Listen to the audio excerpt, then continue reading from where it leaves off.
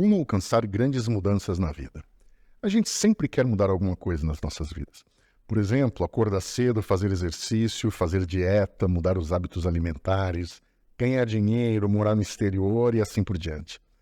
É muito bom tomar a decisão de mudar a vida e começar a agir. Mas é muito frustrante quando essa ação não dura muito. Você já sentiu isso?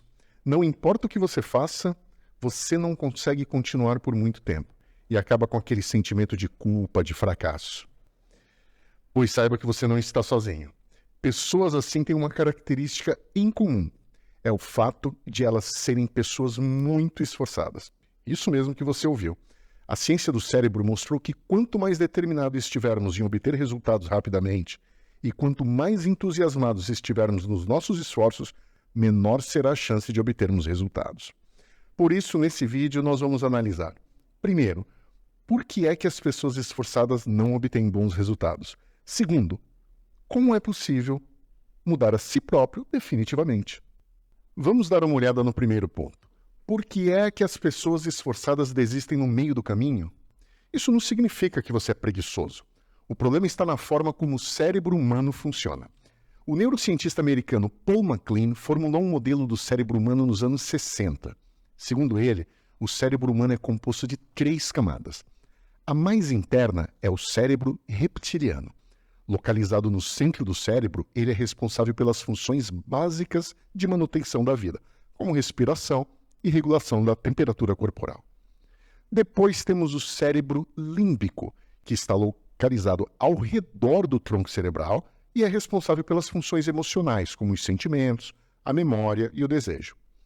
Por último, temos o cérebro neocórtex, localizado na superfície do cérebro e que é responsável pelas funções mais sofisticadas do ser humano, como a linguagem, o pensamento e a tomada de decisões. É a parte do cérebro que nos diferencia dos demais animais na natureza. É o neocórtex que nos faz querer mudar e atingir os nossos objetivos. O problema é que as outras 2 camadas, o reptiliano e o límbico, detestam essa mudança. A razão para isso é que eles tentam impedir as mudanças. Essas 2 camadas do cérebro querem garantir a segurança do corpo humano, e para isso tentam manter as coisas como estão. Afinal de contas, se foi assim que funcionou até hoje, deve ser esse o jeito seguro de continuar. Daí, quando, por exemplo, começamos uma dieta, essas 2 partes do cérebro se manifestam. É como se você de repente ouvisse uma voz dizendo: tem certeza que vai fazer isso? Ficar sem comer desse jeito faz mal. Ou então, já que você vai desistir mesmo, por que não desiste agora? Essa é a voz do cérebro límbico, tentando alterar o comportamento do neocórtex. Por isso, depois que começamos a fazer a dieta, ficamos com mais fome do que o habitual. É aí que o sistema límbico está tentando garantir a nossa sobrevivência. Daí pode ser que em algum momento você ceda à tentação e acabe por comer demais. Mas você é esforçado, consegue superar a tentação e começa a perder peso. Daí vem o cérebro reptiliano. Ele vai utilizar todas as suas forças para fazer você parar a dieta. Não, ele não é bem um diabinho querendo destruir seus planos, não. Ele está apenas fazendo o papel dele de tentar garantir a sua sobrevivência. Daí ele ativa o gene da obesidade. Se ele fizer isso, você deixará de emagrecer mesmo comendo muito pouco. Vai ficar cada vez mais difícil emagrecer. O pior, você acabará engordando, mesmo mantendo a dieta. Eventualmente, a pessoa recupera todo o peso que perdeu. Bem, como você reparou, a função dos cérebros reptiliano e límbico não é mudar, e sim manter o status quo. Vou contar uma curiosidade para vocês. Em alguns idiomas, sabe como se chamam essas camadas do cérebro? Bem, você já deve ter reparado que o nome reptiliano vem de réptil, certo? Pois é, esse é o cérebro dos répteis. O sistema límbico, em outras línguas, é chamado de cérebro dos mamíferos. E o neocórtex é o chamado cérebro dos humanos. Ou seja, as 2 primeiras camadas ativam seu instinto animal de mamífero e dos répteis, que deram origem aos mamíferos. E sim, essas 2 camadas do cérebro odeiam mudanças. Nos tempos primitivos, uma pequena mudança, por menor que fosse, poderia ameaçar nossa vida.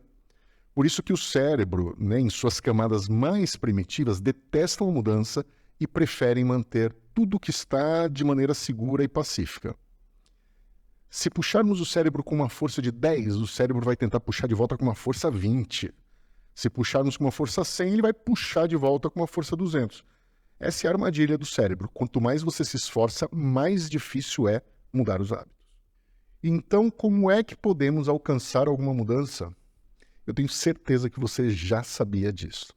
Se você mudar aos poucos, provavelmente as camadas mais instintivas do cérebro não vão perceber a mudança. Comece por um esforço bem gradual. Por exemplo, imagina que você decida que vai fazer 100 abdominais todos os dias. Pode ser que com bastante esforço você consiga fazer 100 no primeiro dia, no segundo, no terceiro. Aos poucos, os seus cérebros reptiliano e mamífero vão se queixar e vão tentar de tudo para lhe convencer de que esse esforço é perigoso. Por isso, para enganar o cérebro, ao invés de fazer 100 abdominais de uma vez só, começa com 1, depois aumenta gradualmente, aí você vai para 10, para 20, para 30 e assim por diante, sem que os sistemas reptiliano e límbico percebam e considerem isso uma ameaça para a sua sobrevivência. Em todo caso, aumente um pouco de cada vez, sem deixar que o cérebro o impeça. Ao fim de 2 semanas, o cérebro vai começar a considerar normal o fato de você fazer abdominais todos os dias. Depois você pode voltar a aumentar gradualmente a quantidade de exercícios. Eu vou dar o exemplo do meu filho, que agora vai na academia praticamente todos os dias. Até 6 meses atrás, ele era do tipo que ficava em casa jogando videogame o tempo todo e não queria se exercitar. Como é que ele enganou o cérebro para ir para a academia todos os dias? No caso dele, ele começou a ir para a academia com os amigos. Talvez, isso é só o meu palpite, o cérebro dele tenha interpretado essas atividades físicas não como exercícios, mas como parte da diversão com os amigos. Se ele tivesse ido sozinho desde o início, provavelmente o cérebro teria reparado que ele tinha começado a se exercitar e gastar aquelas calorias importantes para a manutenção do corpo. Ou seja, uma ameaça à sobrevivência. Provavelmente o cérebro teria usado algum artifício para fazê-lo desistir. Como meu filho adora estar com os amigos, o cérebro pensou no exercício como uma diversão e permitiu que os exercícios se tornassem um hábito sem dificuldade. Claro, ele deve ter feito quantidade pequena de repetições lá na academia e foi aumentando aos poucos, senão o cérebro também teria reagido de uma maneira diferente. O cérebro parece ser bem sofisticado, não é? Mas existem 2 camadas mais instintivas lá dentro que são relativamente fáceis de se enganar. Para enganar o cérebro e atingir as mudanças que você quer para a sua vida, existem 2 coisas que você pode fazer. Primeiro, tornar a mudança parte de alguma atividade que você goste muito. Segundo, habituar-se gradualmente, aos poucos. Se você fizer bem essas 2 coisas, certamente você poderá mudar a sua vida. Para ajudar com isso, eu trouxe para você um método que em psicologia é chamado de o princípio dos pequenos passos, ou método Kaizen, como dizem os japoneses, precursores desse princípio. Por exemplo, pessoas que dizem que não gostam de limpar o quarto.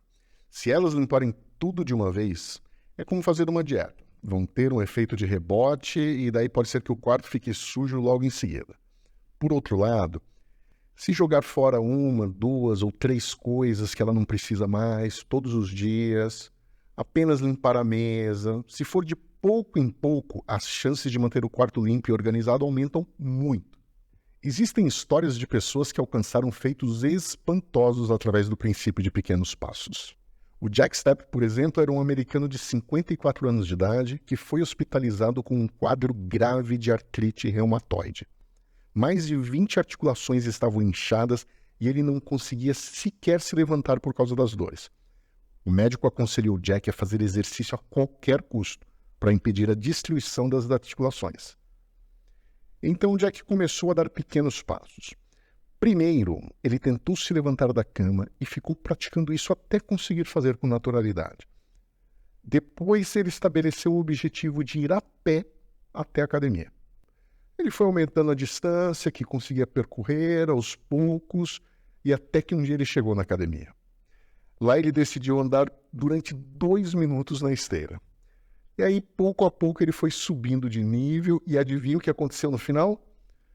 O Jack ganhou o campeonato mundial de fisiculturismo na categoria dele. Mas lembre que essa conquista começou com o fato de ele se levantar da cama. Espero que este vídeo e a mudança do Jack tenham trazido inspiração e esperança para você. Bem, acho que eu também vou começar a me exercitar hoje mesmo, hein? Em primeiro lugar, vou comprar um tênis bem bacana e começar bem devagar. Mas não fala nada para minha esposa. Se eu contar para ela, é capaz de ela rir de mim. Então é melhor manter isso em segredo.